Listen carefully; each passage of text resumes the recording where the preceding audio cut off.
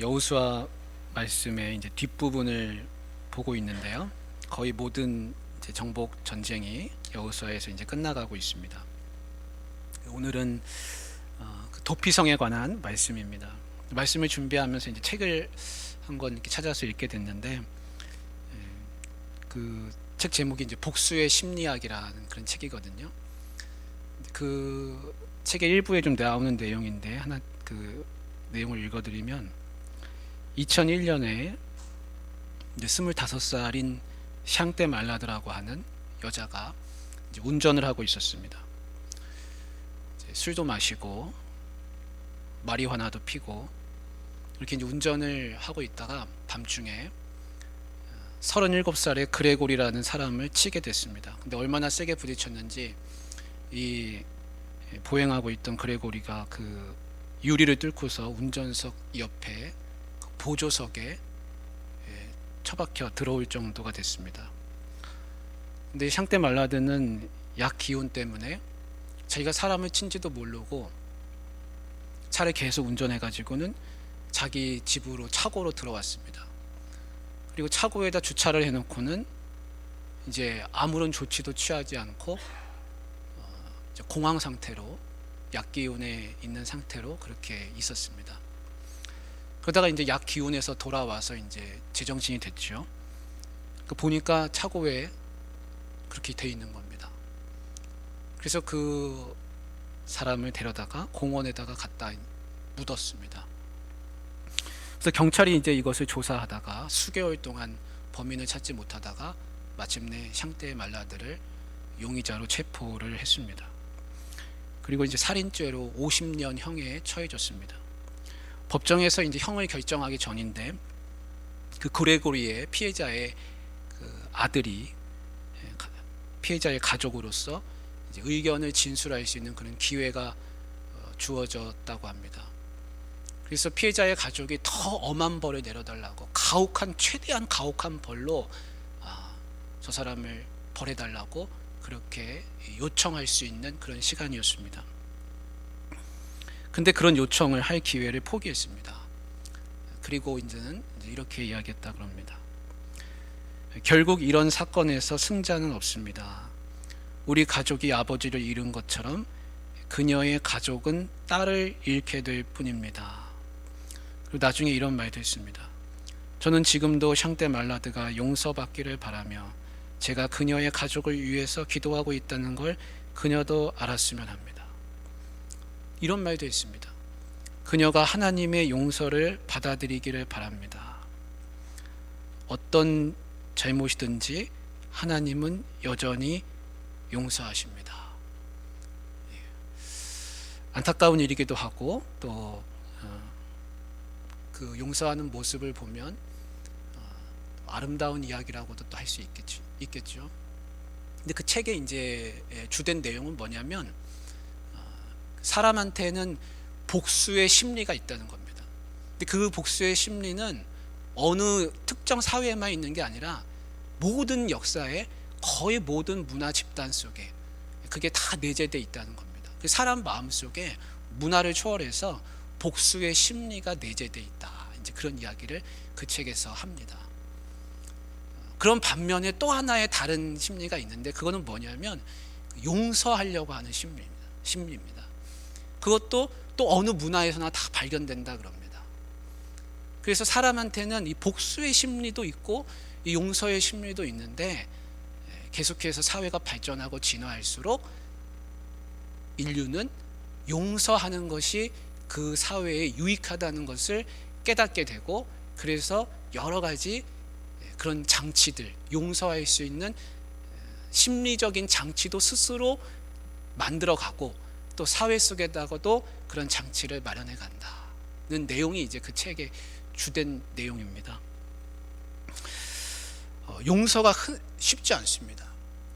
우리는 3자의 입장에서 어떤 사건을 들으면 용서하십시오, 그래야 좋습니다, 이제 그렇게 이야기할 수 있습니다.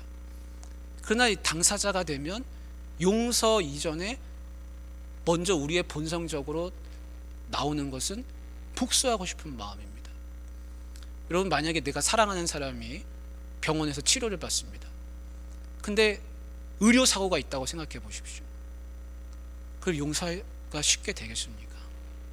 그 의사가 환자를 살리려고 그랬지, 치료하려고는 목적이었지, 죽이려고 하는 생각은 아무도 없죠. 근데 의료사고가 만에 하나 생긴다고 하면, 그게 내 일이라고 하면 내가 쉽게 용서할 수 있겠습니까? 우리 쉽게 용서하기가 어렵습니다.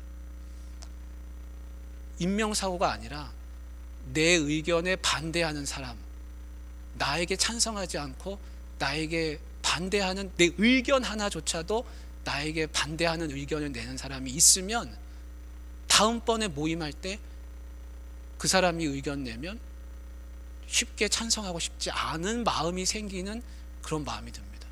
복수하고 싶은 마음이 드는 것이죠.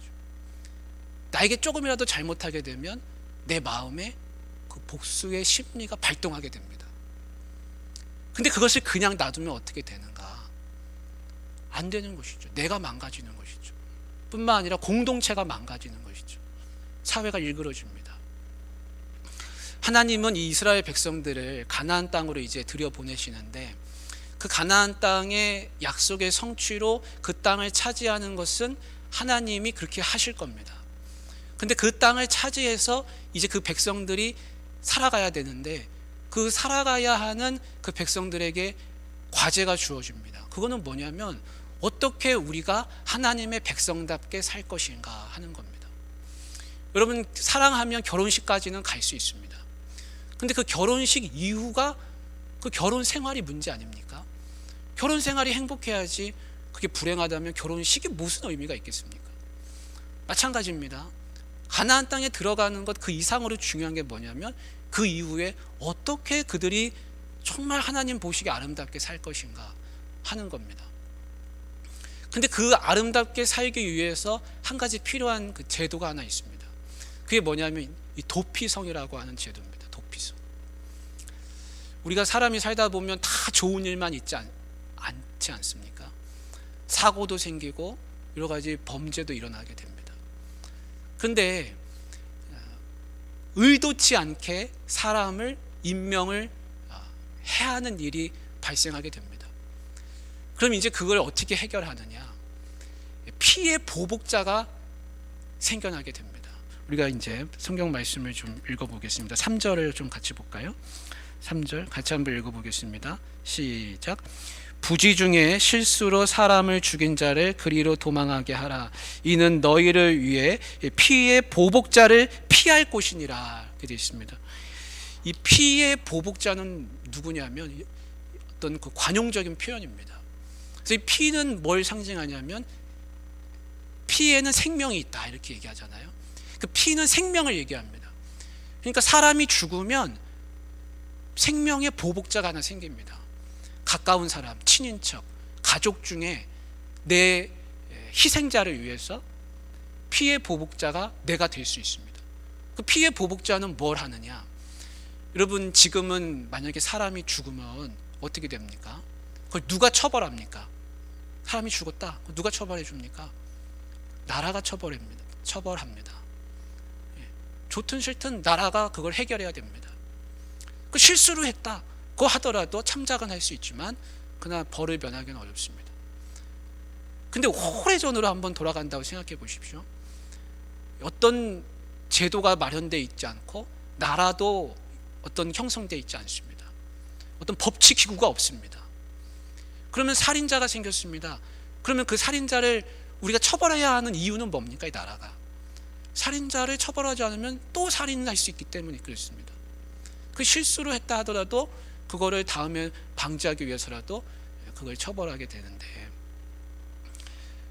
그런 어떤 기구가 없는 그런 사회에서는 내 가족이 희생당했다. 그러면 그 친인척이나 형제나 아들이나 누군가가 내 가족을 살해한 사람, 그 사람을 복수하는 것, 그것은 하나의 권리입니다.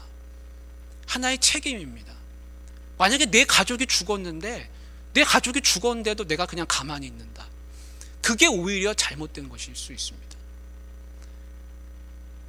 처벌해야 하는 것이 의무로 주어지는 겁니다. 그 책임이 있습니다. 그래서 피해 보복자가 생겨난다는 겁니다. 그런데 문제는 이제 이런 것이죠. 내가 보기에는 저 사람이 우리 아버지를 죽였습니다. 근데 자기는 부지중에 했다는 겁니다. 그럼 어떻게 해야 되겠습니까? 그 부지중에 한 사람은 보복을 당하지 않기 위해서 빨리 도망가야 한다는 겁니다. 그래서 이 보복을 막기 위해서 만들어진 것이 바로 이 도피성이라고 하는 제도입니다. 도피성은 그냥 이 살다가 사람들이 필요해가지고 야 우리가 살다 보니까 도피성이라는 게 필요하겠다 싶어서 만든 게 아닙니다. 도피성은 하나님이 만드신 기관입니다. 우리가 보통 가정이 하나님의 만드신 기관이라 생각합니다. 맞습니다. 남녀의 사랑으로 인해서 가정이 만들어집니다. 그리고 교회가 또 있습니다. 성도들의 사랑으로 인해서 예수 그리스도를 사랑하는 마음이 있어서 생겨나는 것이 교회입니다. 그래서 가정과 교회는 하나님이 만드신 거라 우리가 그렇게 다 알고 믿고 있습니다. 근데 개인적으로 만약에 하나를 더 꼽으라, 하나님이 만드신 게 또 뭐가 있느냐라고 한다면 저는 도피성을 꼽습니다. 도피성은 사람이 필요해서 만든 게 아니라 하나님이 만들라 그러셨습니다. 왜 하나님이 만들라 하셨는가? 하나님은 생명을 보존하시는 분이기 때문에 그렇습니다. 하나님은 복수를 막으시는 분입니다. 억울하게 사람이 죽지 않도록 하나님이 지켜주시기 위해서 그 도피성을 만드시는 겁니다. 나는 부지중에 했는데 내 말을 믿지 않는단 말입니다. 내 말을 누가 믿겠습니까? 그러니까 피해 보복자가 나를 쫓아오는데 내가 어디로 피하겠습니까? 그 사람은 그걸 해결해야 되는 사람이고 나는 도망자이고 이거는 끝이 없는 싸움입니다. 근데 이거를 막을 수 있는 방법이 뭐냐면 도피성입니다. 그래서 하나님이 이 도피성을 이제 만들게 하셨는데 우리 지도를 한번 볼까요? 오늘 말씀 뒷부분에 보면 그 도피성을 만들게 하시는데 이 도피성은 성경에는 이 이야기는 나오진 않지만 도피성에 관련된 여러 문헌들을 보면 매년 도피성으로 가는 길을 닦게 했다 그럽니다.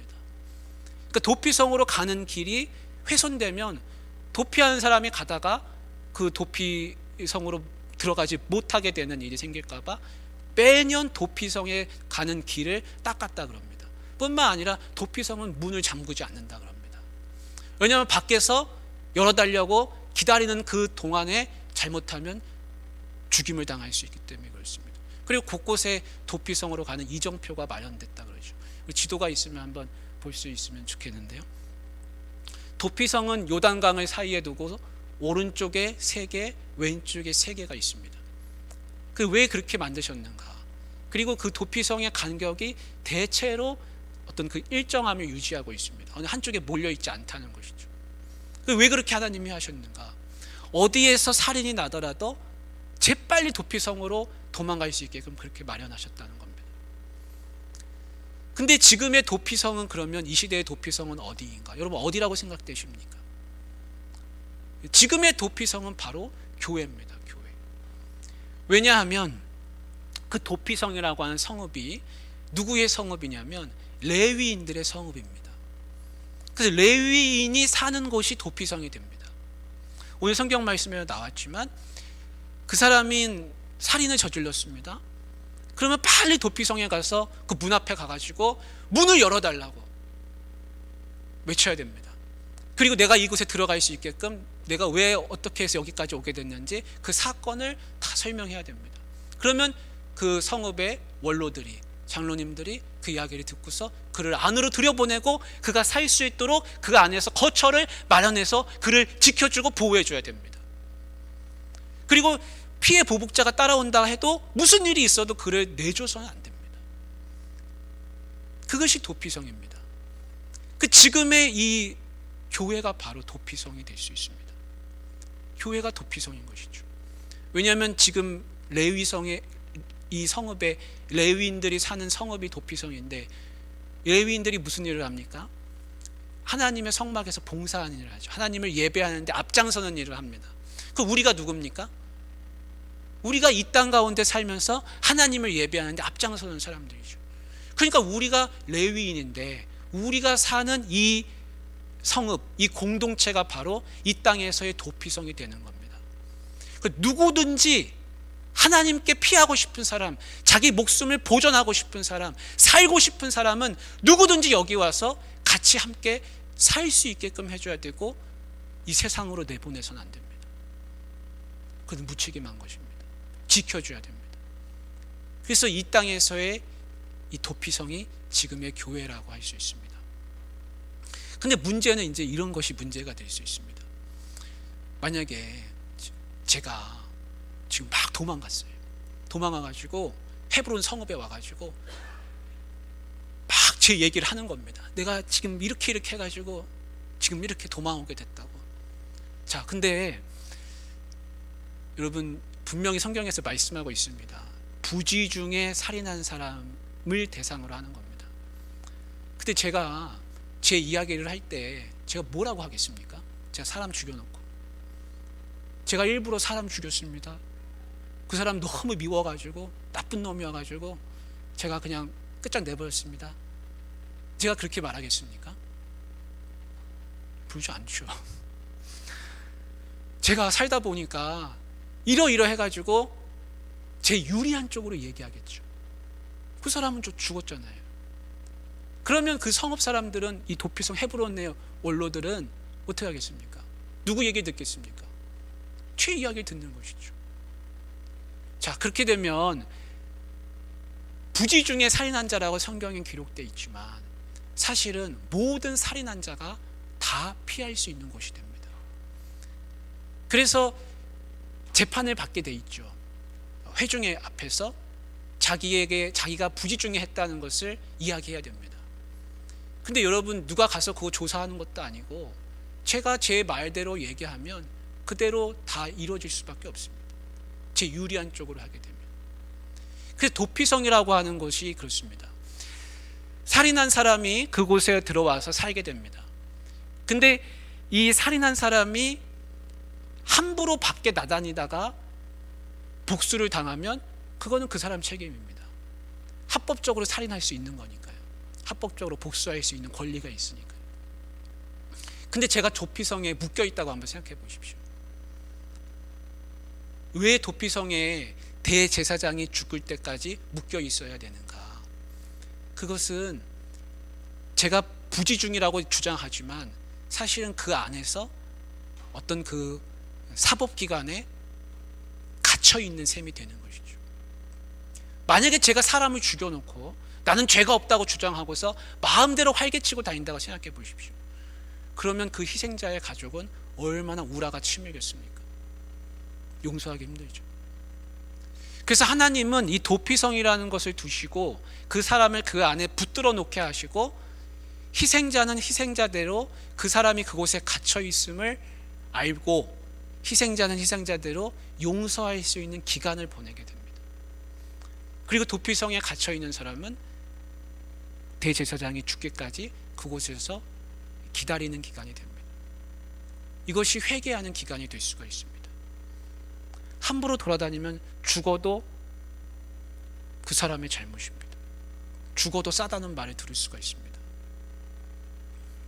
그래서 하나님은 이 도피성이라는 것이 단순히 살인한 자가 도망오는 곳으로만 삼는 게 아니라 용서할 수 있는 하나님의 방법을 알려주시는 겁니다. 만약에 용서하지 않으면 어떻게 될까요? 만약에 대제사장이 죽었습니다. 그래서 대제사장이 죽으면 제가 이제 나갈 수 있거든요. 제가 나갔는데, 대제사장이 죽은 상태로 제가 나갔는데 제가 누군가 저를 해하려고 한다면 그거는 그 해하려고 하는 사람의 잘못입니다. 저는 이제 떳떳하게 다닐 수 있습니다. 그래서 하나님은 대제사장이 죽기 전까지는 그 사람이 그곳에서 용서받을 수 있는 어떤 기간을 주셨습니다. 만약에 용서하지 않으면 어떻게 되겠습니까? 가해자도 잘못될 수가 있죠. 그 기간 동안 용서하지 않으면 나중에 복수심에 불타서 그 사람을 해할 수가 있게 됩니다.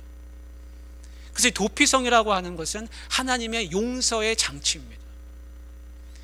그래서 하나님은 하나님 백성이 서로를 용서하며 보호해주고 지키면서 살 수 있도록 그렇게 하셨다는 겁니다.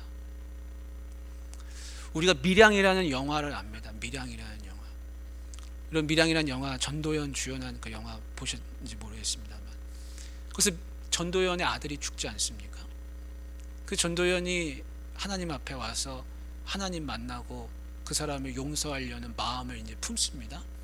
그리고 그 자기 아들을 유괴해 가지고 살인한 그 사람이 감옥에 갇혀 있는 그곳으로 교회 집사님들하고 같이 찾아갑니다. 그리고 이제 그 사람을 만났습니다. 면회를 한 거죠. 유리를 앞에 두고서 이야기를 합니다. 근데 그 피의자가, 그 감옥 속에 있는 사람이 이런 얘기를 합니다. 나는 용서받았습니다. 하나님한테 용서받았다는 거예요. 그 전도연이 하나님의 이름으로 당신을 용서하고 싶어서 왔는데, 그걸 말하기도 전에 그가 벌써 자기는 하나님한테 용서받았다는 겁니다. 감옥에 와가지고 하나님 만났다는 겁니다. 하나님 만난 건 박수칠 일이죠. 근데 전도연 그 어머니의 입장에서는 용서하려고 하는 마음이 싹 가시게 됐습니다. 그리고 밖에 나와가지고 졸도하게 됩니다. 그리고는 이제 삐딱한 길로 가게 되는 그런 모습을 보여주는데, 근데 그 감독은 이 기독교의 우리 성경에서 말하는 용서를 완전히 왜곡시켜 놨습니다. 우리가 말하는 용서는 그런 용서가 아니죠. 용서는 어떻게 해야 되냐? 후회를 해야 됩니다. 자기가 잘못했다는 걸 깨달아야 됩니다. 그리고 자기가 가해한 잘못한 사람한테 가서 빌어야 됩니다. 사과를 해야 됩니다. 근데 그 사람은 그 사과를 안 하거든요. 자기가 용서받았다는 얘기만 하는 거거든요. 사과를 하고 보상을 해야 됩니다. 그에 합당한. 그래야 용서가 생깁니다. 하나님이 말씀하시는 우리가 더불어 살아가는 이 용서라고 하는 것은 쉬운 게 아니지만, 그러나 도피성이라는 걸 통해서 하나님이 용서할 수 있는 어떤 길을 마련해 놓으셨습니다. 그래서 하나님은 우리가 다 용서할 수 있는 길을 마련해 주셨는데, 왜 대제사장이 죽을 때까지 그 사람이 도피성에 갇혀 있어야 되느냐? 그건 다른 게 아니라 대제사장이 백성들을 위해서 속죄하는 사람이기 때문에 그렇습니다. 그러다가 그 대제사장이 죽었다는 이야기는 이제 속죄가 끝났다는 이야기가 되는 것이죠. 그래서 이 대제사장이 누구시냐? 우리는 그분이 예수 그리스도라고 믿는 겁니다. 예수 그리스도가 이 땅에 오셔서 대제사장으로 계셨는데, 그분이 이제는 모든 죄를 다 용서하신 분이시라. 누구의 죄든, 무슨 죄든, 언제 누구의 어떻게 죄를 지었든 그 용서받을 수 있는 길이 예수님 손 안에 있다는 겁니다. 그래서 이 도피성이라고 하는 이 제도가 그대로 지금 우리에게 이뤄지고 있습니다. 그것은 서로 용서하는 것. 대제사장이 모든 것을 다 용서하시고 다 그 책임을 다 지셨다라는 것입니다.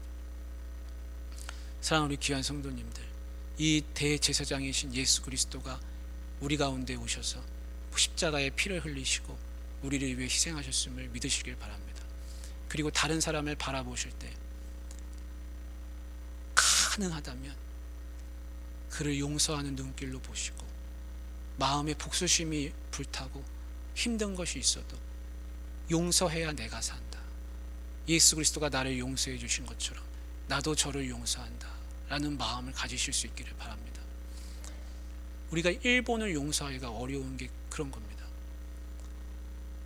일본이 자기네가 잘못했다고도 하고 또 여러 가지 이야기도 하지만 늘 반복하거든요. 근데 일본이 어디에서 삽니까? 바로 우리 옆에서 떵떵거리고 잘 살거든요. 그게 가장 우리가 용서하기가 어려운 것 중에 하나가 그런 것이 있습니다. 내가 가해자라고 생각이 된다면 그 사람이 용서할 때까지 용서를 빌 수 있는 마음이 있어야 됩니다. 근데 서로 살다 보면 그 사람이 용서하지도 않았는데 내 마음속에 아무 일도 아니라는 듯이 지내게 되면, 그럼 그 용서의 마음이 싹 가시게 됩니다. 그 성도는 어떻게 살아야 되느냐? 서로 끝까지 서로에게 미안한 마음도 갖고 사랑하는 마음도 갖고 용서하는 마음도 갖고 그것이 다 함께 있어야 진짜 서로가 서로에게 아낌없이 사랑을 베풀어 주면서 그렇게 믿음 신앙생활 잘 해나갈 수가 있습니다. 그래서 서로 믿음 생활 하다 보면 마음 불키는 얼굴 불키는 데 있고 마음 불편한 일도 가끔씩 생길 수 있습니다. 저가 나한테 용서를 빌지는 못했지만 그래도 먼저 용서하는 마음 갖고 또 내가 그런 일이 있다면 내가 먼저 그 사람에게 끝까지 용서해달라는 그 마음을 품고 그렇게 살면 우리 오포중앙교회가 하나님 보시기에 더 아름다운 공동체로 그렇게 지내게 될 줄 믿습니다. 기도하겠습니다.